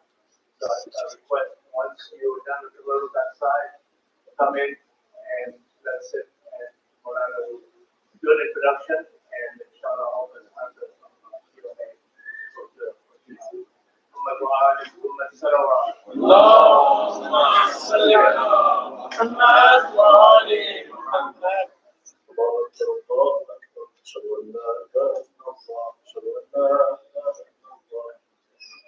أشهد أن محمدا رسول الله. اللهم صل على محمد وآل محمد رسول الله. اللهم صل على محمد وآل محمد. حي على الصلاة حي على الصلاة، حي على الفلاح حي على الفلاح، حي على خير العمل حي على خير العمل. قد قامت الصلاة قد قامت الصلاة. الله أكبر الله أكبر لا إله إلا الله.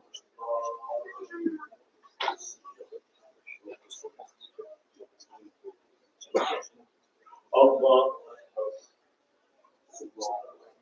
بسم الله الرحمن الرحيم. الحمد لله رب العالمين الرحمن الرحيم مالك يوم الدين. إياك نعبد وإياك نستعين. اهدنا الصراط المستقيم صراط الذين أنعمت عليهم غير المغضوب عليهم ولا الضالين.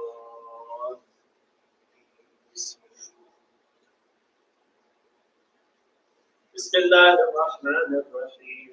والعاديات ضبحا فالموريات قدحا فالمغيرات صبحا فأثرن به نقعا فوسطن به جمعا إن الإنسان لربه لكنود وإنه على ذلك لشهيد وإنه لحب الخير لشديد.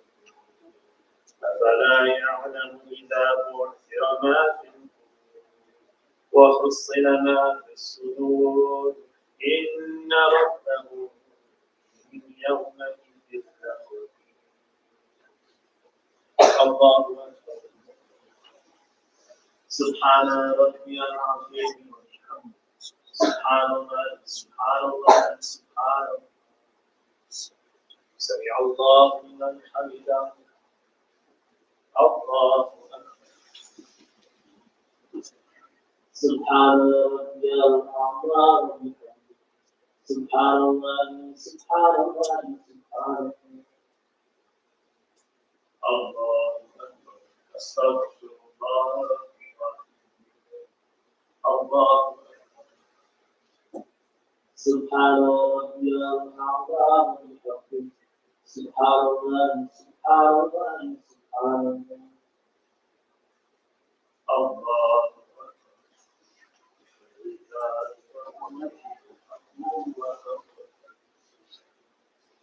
بسم الله الرحمن الرحيم. الحمد لله رب العالمين الرحمن الرحيم مالك يوم الدين. إياك نعبد وإياك نستعين. اهدنا الصراط المستقيم صراط الذين أنعمت عليهم غير المغضوب عليهم ولا الضالين.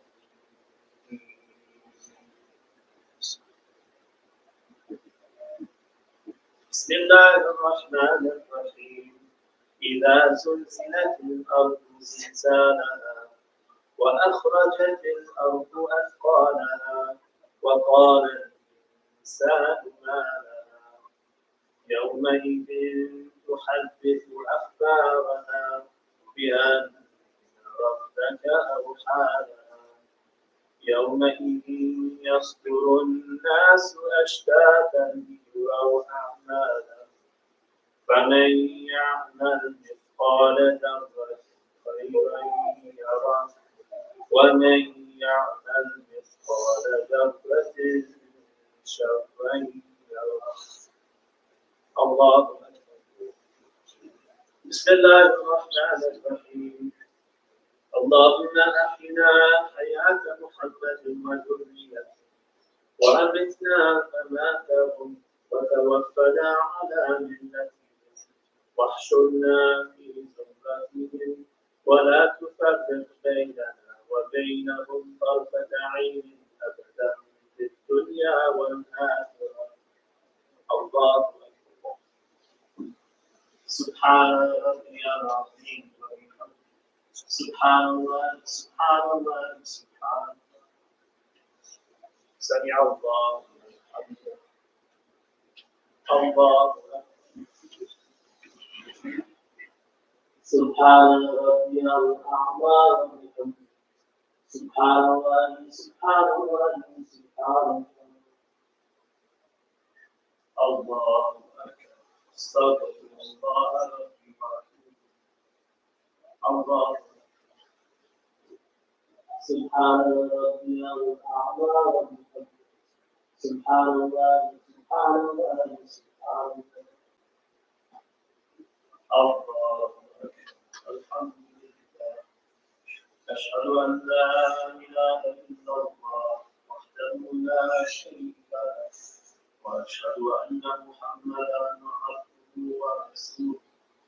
اللهم صل على محمد وآل محمد. بحول الله الرحمن الرحيم.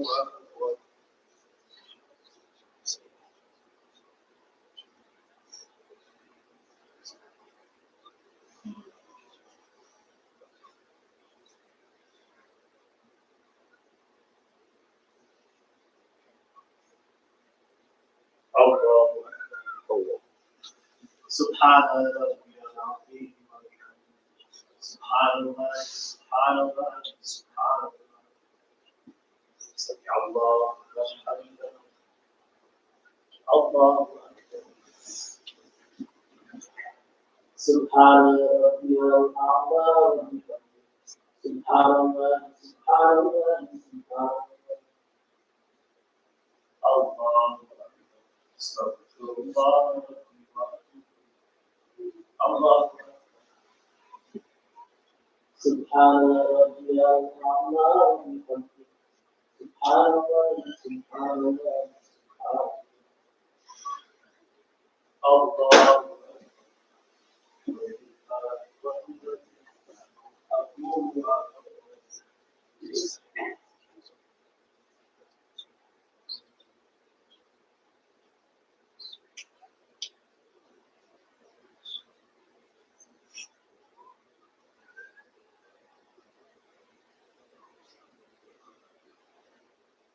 الله.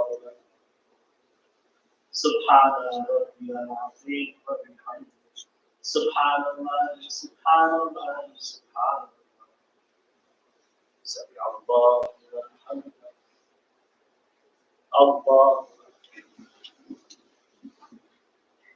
سبحان ربي الأعلى وبحمده سبحان الله سبحان الله سبحان الله. الله. استغفر الله ربي وأتوب إليه. الله. سبحان ربي الأعلى وبحمده سبحان الله سبحان الله سبحان الله. ربي صل على محمد. الله أكبر. الحمد لله. أشهد أن لا إله إلا الله وحده لا شريك له وأشهد أن محمدا عبده ورسوله. اللهم صل على محمد وآل محمد. السلام عليك أيها النبي ورحمة الله وبركاته. السلام علينا وعلى عباد الله الصالحين. السلام عليكم ورحمة الله وبركاته. اللهم الله الله. اللهم صل على النبي يا أيها الذين آمنوا عليه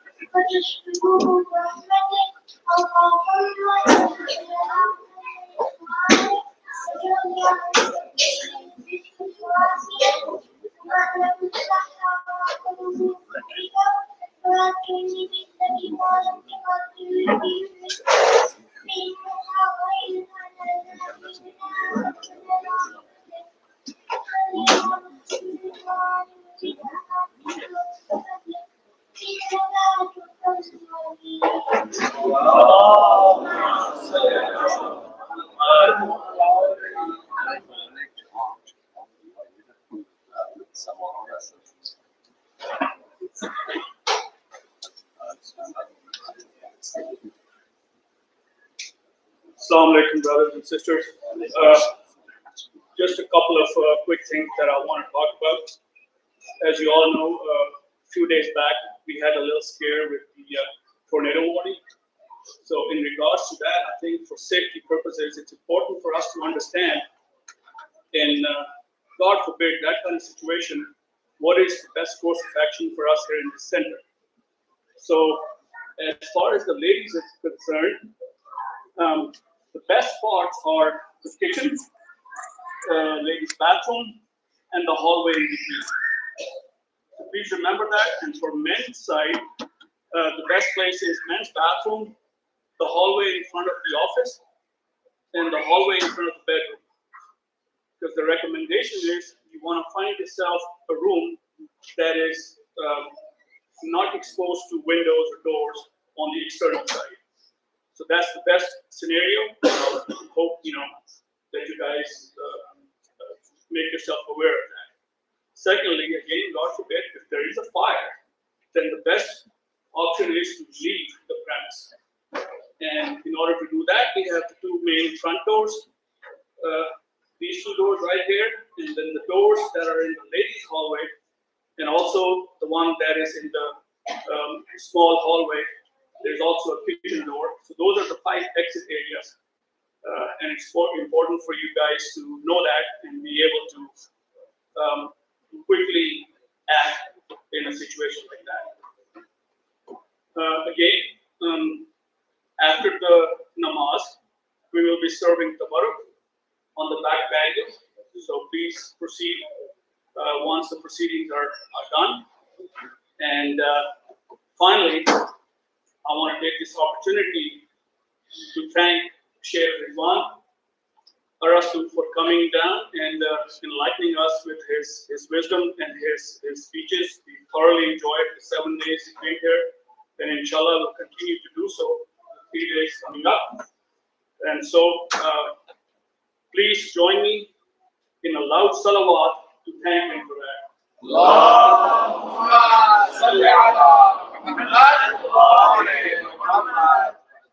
I'd like Brother Muntazir to come up and say a few words. Why didn't you apply it for once? Good idea. We could probably do that.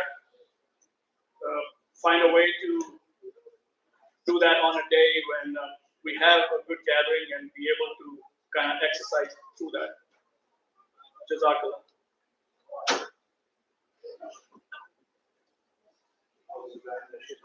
بسم الله الرحمن الرحيم.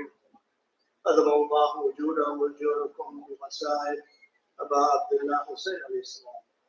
May Allah increase your and my reward upon making masa'id of Say salawat.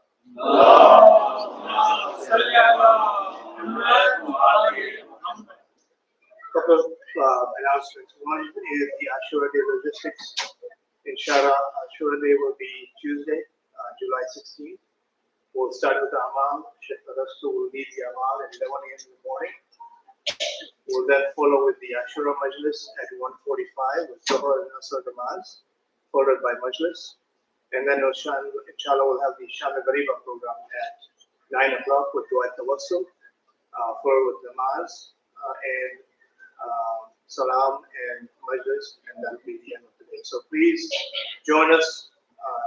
It's the day of Ashura, the most important day in our Shia history. So please take time out of your work.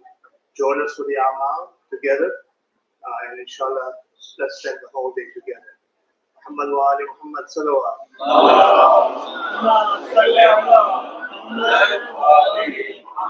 The next reason I'm here is the donation piece, right? So I'll have a couple verses from the Quran, right? We have Surah Baqarah, ayah number 261. The example of those who spend their wealth in the way of Allah is like a seed of a grain which grows 7 spikes. In each spike is 100 grains, and Allah multiplies. So you can see by your math that it's about 700, right? So your donation today will yield 700% return. Okay? You go to any investment person in the world, they won't be able to give you that guarantee. Okay? So there's no thing stopping you to donate to the Muharram Fund and do your part.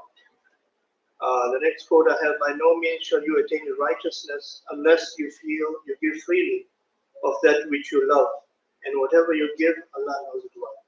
Right? So Maulana is talking about a lot of topics.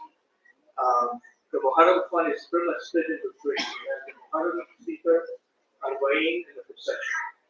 Last year we had a different procession fund. This year we combine all of that under one umbrella. Our goal is 10,700. We've only collected 25%, right? Tonight the Eid night is the night for us, the Basel Islam, and yet we're only 25% towards the goal. So I ask you, in the name of Abbas, in the name of Hazrat Al-Yaskar, in the name of Shah Qasim, in the name of all the Ashab of Karbala, all the Shaheeds, right? Imam Hussain, Hazrat Al-Yaskar, Bibi Zainab, Bibi Ruqayya, all in their name. You can give charity today, and we can reach the goal by the end of the day. Because ultimately we know that Ashab of Karbala are all in the Majlis with us today, right? You do the niyat giving their name, Allah will reward you after. You can attest to this, right? It'll all come back to you in this world and the next world. So I hope and pray with your support today, we can accomplish the goal, and we can continue to bring exemplary speakers like Shaykh Arastu and others in Muharram, in Arba'in, and throughout the year, inshallah.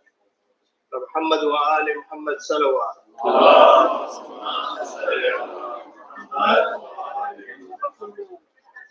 We'll finish, inshallah, with reciting Surah Fatih together for the marhum of the sponsors of tonight's majlis.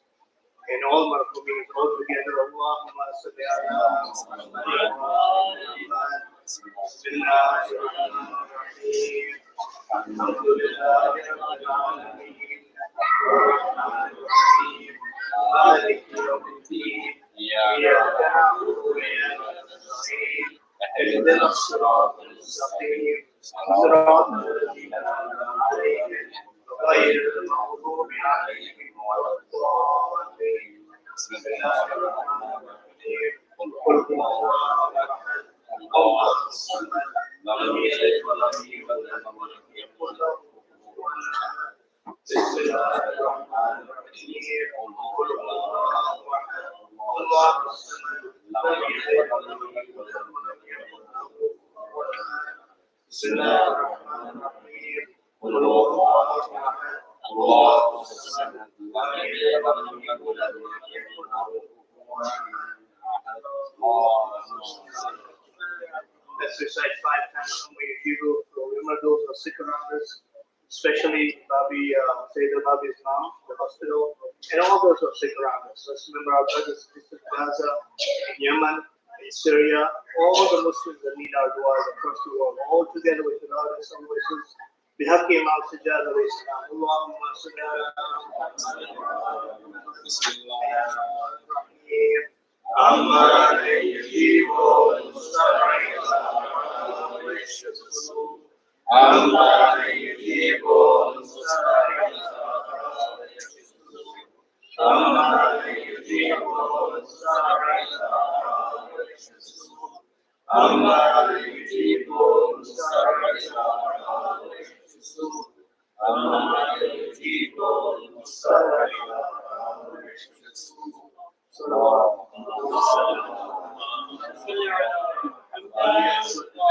Reach to donate. You can get check to that for busy. You can sell the website. We have a credit card machine right outside now, so you can use that to make payments. I don't live here for 1 week. When I was coming here, people asked me, there's a center in the Shias in Cincinnati, Ohio, and I said, I guess so. They invited me. But since I've been here, I've been very much impressed with the community. The physical center is beautiful and very clean, and it looks like everywhere I look, it's state of the art and very nicely arranged and kept. Outside, everything looks very beautiful. Your leadership, whoever I've interacted with, they are so gracious. You're making them beg you for money every day, and it doesn't look good. They're talking to you so kindly. Just give whatever they're asking for. This is your place. You have done something amazing. The closeness I see amongst you all, the unity that you all have, the goodwill, all this stuff is priceless. And they're not begging for themselves. They can probably, any one of you could probably donate all of it at once, but you're making them beg. I don't know why. So please just answer their call and give them what they need to run this program and keep the center the way it is, and just take things. It's just status quo. Down the road, you probably have to dig in your pockets and pay a lot more to build something bigger and do something better. But right now, it's just to cover expenses, I think, is what they're asking for. So please just don't make them beg again another day. Give them whatever they need. You can write your checks or however the payment process is, please do it so we don't have to make them so much. So,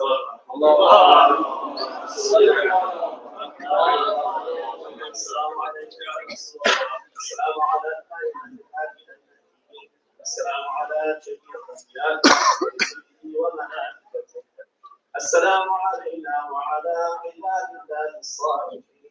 السلام عليكم جميعا أهل بيت النبوة ورحمة الله وبركاته. اللهم صل على محمد.